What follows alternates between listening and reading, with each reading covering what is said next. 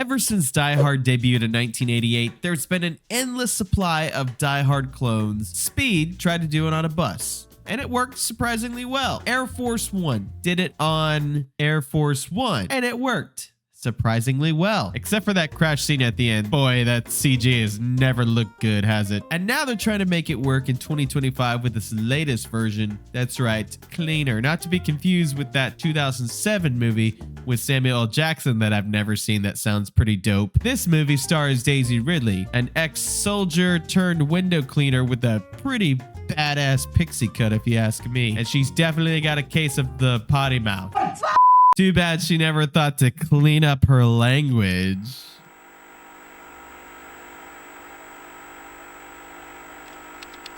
Die Hard inspired movies are almost a genre unto themselves now, because almost all of them contain about 3 of the same elements. You've got the lone warrior going up against a much bigger force, usually a terrorist group, confined spaces, airplane, bus, a contained area, right? You're not going from place to place. Using resourcefulness and ingenuity to defeat their enemies, unless you're just John Wick. In that case, you just kill everyone. These movies are almost never considered to be Oscar contenders, because they're all just considered to be kind of just another dumb... What's that? Oh, one of them won some Oscars? Okay.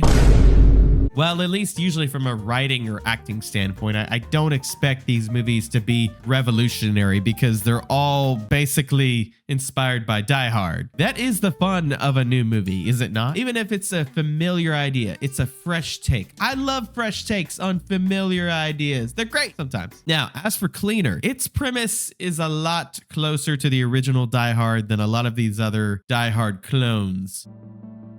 On a day where everything seems to just be going wrong for Joey, terrorists take over the building. Terrorists hold these people hostage so they can make TikToks about how horrible people they are and get canceled. Meanwhile, Joey is in the middle of her window cleaning duties on her platform outside, and when you know it, she gets stuck out there. She can't go up, she can't go down, she's stuck. But not just for a few minutes. She is there for most of the movie. I kid you not. This is one of the weirdest creative decisions I think I've ever seen in an action film. You literally keep your hero outside of the situation, and so the rest of the movie just kind of happens without her. When she finally gets back inside the building, the movie's over like 5 minutes later. I honestly have to ask, why did the writers think it would serve the story better to have Daisy Ridley spend 90% of the plot outside of the building? I was really optimistic going into this film because I love Daisy Ridley. I think she's phenomenal. In fact, I've been working on a video going through her entire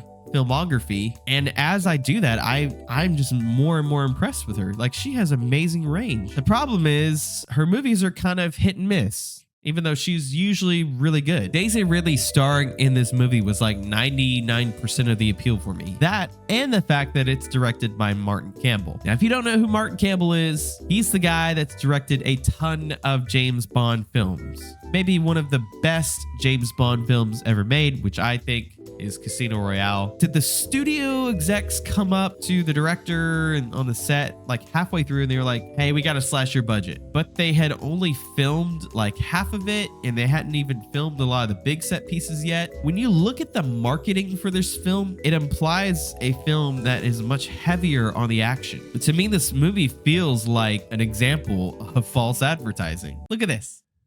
This is not in the movie. There's no scene resembling this at all. One of the things that got me really excited about this film was the fact that Daisy Ridley described it as a love letter to Die Hard. I was really excited to make a British action movie. And then, of course, it is essentially, it really is a love letter to Die Hard.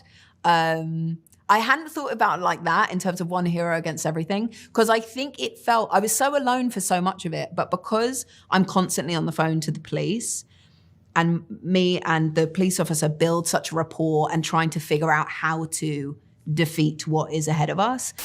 But if this movie is supposed to be a love letter to Die Hard, why does it completely overlook the one big element that made Die Hard so good? What do I mean by this? Die Hard is iconic because it broke new ground as an action film. That's why so many people have tried replicating its success in the years since. This is the Die Hard formula that works so well. Bruce Willis playing John McClane. He's this kind of ordinary cop, and he's in the wrong place at the wrong time. He's not special forces or anything like that. He's not physically imposing like Sylvester Stallone or Arnold Schwarzenegger. He just uses his wit and his resourcefulness with a little help along the way to save the day. And then the Die Hard sequels are pretty much the same until you get to like the fourth film, in which John McClane becomes kind of this unstoppable super cop. But I still like that movie, by the way. But we don't talk about the fifth one. Joey Locke, by comparison, is this ex-soldier. She's like the top of her class. She's a genuine threat to these terrorists. She wipes the floor with them in just a few minutes. I mean, it's no contest. You would assume that a character like Joey is as intelligent as she is cunning, but you don't get to see that as much. You only get to see her fighting skills and her ability to think on the fly. By the time you get near the end, she's finally unleashed on these terrorists. There's just not much movie left. Sometimes I think Daisy Ridley might need to find a new agent. Would I bring up the strange marketing? Because I was excited to watch this movie. My wife and I, we had a date night plan. We were going to go see it. I realized this movie is not playing near me. You know, I live in West Tennessee, and I was like, we're not a tiny market for movies. Daisy Ridley is a fairly well-known name. She was the lead in 3 massive Star Wars movies. She should be doing movies that are fairly big budget. When I realized that we could not see it in theaters, I couldn't find another way to watch it. It wasn't available on streaming yet. So I had to wait a couple weeks. This film, I don't think did any real favors for her career. So it's not terrible, but it's not good either. Cleaner 2025. Have you seen it? What did you think about it? Let me know in the comments below. And if this video entertained you, click here to see more.